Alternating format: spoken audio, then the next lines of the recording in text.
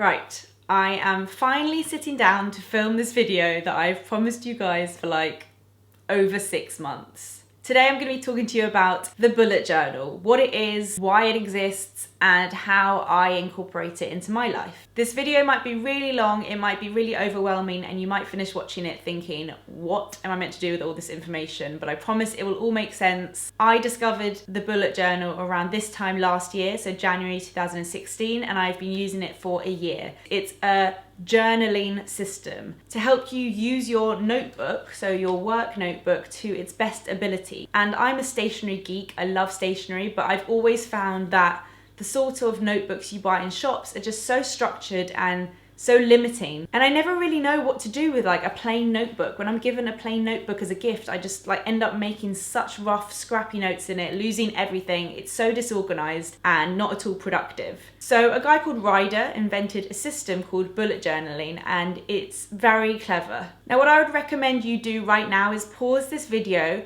go to bulletjournal.com. It's a website by Ryder Carroll and it explains the system completely, or watch this video here. You will be confused at first, but it will make sense. When I first discovered the bullet journal, I spent hours researching and watching hundreds of different videos, which is why I wanted to put my video out onto the internet to kind of have my say. So if you've watched that video and looked into bullet journaling a little bit, you might know what it's all about. And the reason I use the bullet journal system is because I find it's really flexible. It's less time pressure than a normal notebook that's so limited to days of the week and months. It's non-job specific, so sometimes I work weekends, some weekdays I don't do as much work as others. It's flexible and it doesn't matter what job you do, you can use it. And it all works around having an index, which I never thought of doing before, and I absolutely love the idea. So in this video, once I'm done rambling, I'm going to show you my 2016 bullet journal and how it's changed to my 2017 bullet journal. And I learned a lot from doing it in 2016, and I've changed a lot for my 2017 bullet journal. So when I'm flicking through my 2016 version, please stick with me because I actually hate it now looking back, and I'm really excited for my 2017 version. I think the main points that I've taken from bullet journaling for a year are that I love having a dotted notebook. The notebooks I use are from, I just can't say this brand,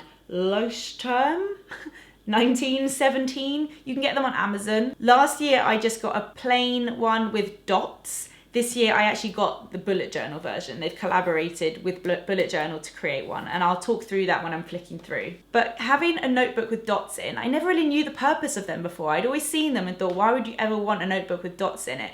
Life-changing. I'm telling you, it's life-changing. I can't use notebooks with lines anymore because it's so restricting and it's so kind of one way. Squares are good, but I find it quite distracting having all the squares there. Dots are perfect because when you look from afar, you can't really even see anything. It looks quite clean and like minimal, but when you're looking close, it's actually really helpful as a guide. If you're working a lot with kind of tables and grids, it's so nice to have the option to go horizontal or vertical, and I'm so happy that I've got into this whole like dotted notebook thing. The use of an index, as I said, is so helpful. So with the bullet journal, every time you kind of create a new page, you add it to the index at the front of the notebook, and it just means finding things like a video idea or packing list. It's so easy to find things in the notebook. You're not forever like flicking through pages. The idea that you kind of use it throughout the year.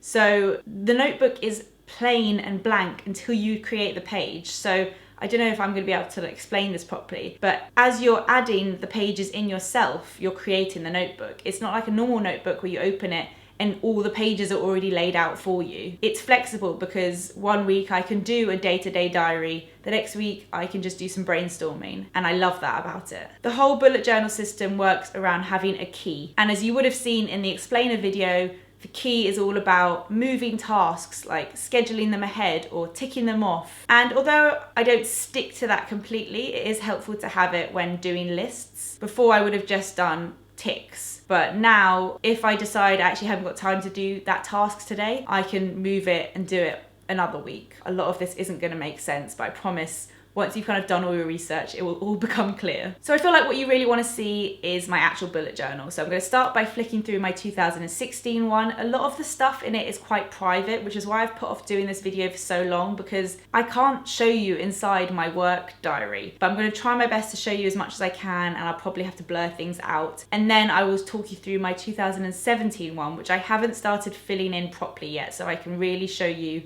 how I'm going to be using it. Okay, so let me show you my bullet journals. So these are my two bullet journals side by side, my 2006 and my 2017. I've just used a label maker. It was like £8 from Amazon to label the front of my bullet journals. They are both from this brand, and they are both the dotted notebooks. As I said before, this is just the original one. This is actually one specifically for bullet journals. It's a collaboration, and there is not much difference apart from there's already an index and future log. You'll see there's not much difference really. The main thing and the most important thing, whether or not you want dotted or whatever, the most important thing is that the pages are numbered, because that's really how the whole thing works and how the index works. And if I had to number every page, it would be an absolute nightmare. So I love that these come with numbered pages. So let me start by showing you my 2016 bullet journal. And as I said, this is the first time I'd ever done it, so a lot has changed. On the first page, I just put my name and my email address. I start with the key. I just wrote it here on a plain page. I used washi tape. I felt quite a lot of pressure at the beginning to make mine really kind of arty, whereas now I feel quite differently about that. So this is the key, a dot for a task, X once you've completed it, a circle for an event, forward and backwards if you're migrating a task or scheduling it, notes, priority, and there's also one that you can cross through. I don't use all of these. This is my main index from last year. These are like the big things. So I put the page number and then what it is. And then I also ended up doing a blog and video index because I had more of those. So these are just all different like blog and video ideas. This is where I did my whole year in a view. So this is kind of just a calendar for me to look at, and I just drew this myself. And then this is where the future log and brain dump starts. Now, this is something I don't really do anymore. Brain dump, I mean, that's something I would never say, so I don't know why I would put it in my notebook. But the idea of this is that you write kind of big things that are going to happen throughout the year. And this is just somewhere where you can throw any kind of notes or thoughts that you have. And for some reason, it just didn't work out for me. I don't really use that. So that's that. And then I created a statistics tracker. So a way for me to jot down the subscriber number, views, Twitter, Facebook, Instagram, page views, unique visitors, Snapchat. Those are kind of all my different platforms. And every month I wrote a number, although clearly I forgot to do it some months. It's not something I'm obsessed with, but it's quite nice to just see how things are changing or not changing. So then this is what a monthly log looked like for me last year. I wrote down all the days of the month, and what I found is that I actually found this quite difficult because I have so many things going on. I can't possibly fit all the things that are happening on one day on one line. So I ended up just putting a few things in, and this became a bit of a wasted space. I liked the idea of putting big things I need to do that month, and it's kind of a nice thing to do at the beginning of the month to like plan ahead. Then this is how I started to do my weeks, and I experimented a lot with this. What I ended up doing, let me flick forward for you. What I ended up doing is splitting my page into 6 parts. So I had the 5 days of the week and then a section for notes. And I'm going to be doing this going forward, but I'm just not going to pre-draw them. I used to do it for the whole month, but some days I'm not at home working, some days I'm out all day. And then I ended up having a lot of like wasted days. So I'm just going to do these sections bit by bit, and I'll show you that in my 2017 journal. But this is how I like to lay out a week when I want to use it as a diary. And as you can see, I use the kind of key system here. So I'll start the day by putting tasks and events, and I'll cross them off or move them to the monthly log if I want to move them to the monthly log. And that's kind of how I did it. Some pages I would use to plan videos, and I really liked this. I never really used to do it, and I find it so helpful because when I sit down and do a video, I've got these kind of clear notes with me. These were when we were coming up with names for our jumpers, and this was a 1 week honest food diary that I think I did as a blog post. Again, more videos. It's just really helpful for me to have it all in list form. The same for my like monthly favorites videos. I like to list them all out. This was just meal planning for me and Rich. So again, you know, you can use it for non-work stuff as well. And every time I put something here, I'd go back and write it in the index. So that's kind of what I did. But as you can see, some months you know, I was away and these were just getting wasted. So that's definitely something I've learned from last year. Last year, at the back of my bullet journal, I wrote my video schedule, which looked like this. I'd write all the days that I had videos going up. I'd write the video title, and these letters stand for film, edit, info box, scheduled, Facebook, tweet, and blog. So those are all the things I need to do for a video, and as I do them, I'd put a little dot. And I'm continuing this into the new year, but I'm gonna incorporate it with a blog schedule because I had my blog separate and I just found that I got really lazy with it, and you know, I need a kick up the arse to actually write on my blog, so it will help if I can integrate it all into the same kind of planner. So let me show you my 2017 bullet journal. I just kept the sleeve on so I could show you guys, but this is going to come off now. So this is my bullet journal for 2017, and I haven't really properly filled it in yet, so I can show you guys, give you a proper tour. As I said before, this one comes with a key already written in, and you can add other icons if you have them. I'm just sticking with these ones for now. This version of the book also comes with tips, and at the back, it has like a sleeve here, but it also has more tips and it kind of tells you what everything means. So if you are a beginner, I would actually recommend this one because it's easy to forget how to do it all, and this kind of tells you what rapid logging is and future log and all of that confusing stuff, which to be honest, even a year down the line, I'm still a bit confused about. So here is the index, and I've decided this year to keep everything in one index. So you can see here I've got 2017 goals, statistics tracker, content calendar, January favorites, video ideas 2017, beauty discoveries, which is a video I just filmed, and I'm just going to keep adding to here, and this time round I've put the page number afterwards. So the index is already on here, and you get more pages in this book, so I think that's good. Just to let you know, this version is about £20 on Amazon, and the plain one is about £10, so it's double the price.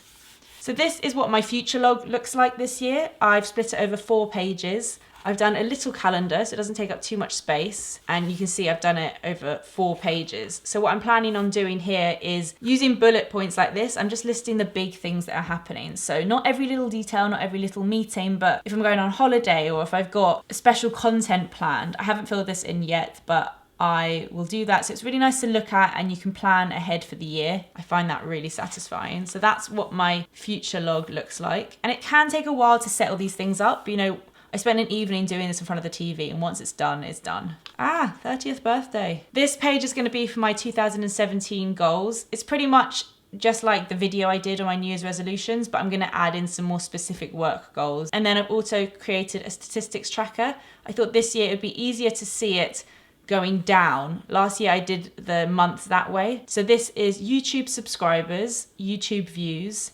Twitter, Facebook, Instagram, blog post views, blog unique visitors. As I said, I'm not obsessed with numbers, but I think it's important just to keep an eye on things, and I'll be able to look at the end of the year and see how things have changed throughout the year. So this is how I'm going to be doing my content planning, and I've done a page per month. So I've got January, February, March, April, May, June, July, August, September, October, November, December. It took a while to do, but now it's done for the whole year. So this is what a content calendar looks like for me. I've put all the days of the month. So last year I only put the days where content was going up, but I think this year I want to just see the whole month laid out. Even if there's gaps, it doesn't matter. I think it's more clear for me. So what I've done is I've incorporated my blog posts and my videos into one content calendar. The blue pen is videos and the black pen is blog posts. This top row is for blog posts. So the P stands for photos, text, links, scheduled, and underneath it's for videos, filmed, edited, thumbnail, information, so that's description box, scheduled. Trying to keep it more simple and not have too many steps because I found that I was skipping them last year. So I've just listed the videos and blog posts. I haven't filled it completely in because I don't want to share with the whole world what content I've got planned. I just realized that my head was like poking out here. Sorry if my like frizzy hair's been like doing that this whole video. So I'll list the content as I get things done. Instead of a tick, which I find quite messy, I just do like a dot. And then at the bottom, I've got a little bit of space for notes. If I want to just kind of put some notes and remind myself in February, like do a Valentine's Day video or something like that. So that's how I'm going to be doing my content. And I find it really satisfying knowing that that's all laid out for me to fill in as I go. If I suddenly think like, oh, in October, I want to do this, I can just add it in now. and I really like that. January favourites, so that's a video I'll have at the end of the month, and I just start jotting down throughout the month things that I want to mention. Spoiler alert, loving these two things. Video ideas for 2017, I have this list in my old bullet journal that I'm gonna transfer over to this one. And then this is what a week will look like for me. As I said last time, I don't want to make this like a whole week, because for example, this Wednesday, I'm going into my management office and I'll probably spend the day working there. So I don't want to restrict myself, or I don't know, not every day will be a day where I get things done like this. So I'm going to do it day by day. I had to Tipp-Ex something out here. I put the date, and then these are both kind of events that I need to do. I need to film these 2 videos, something I need to discuss with someone, and I'll just add notes as I do it, really. I'm keeping this quite flexible, but I'm not going to put in like a whole month. That's just for this week.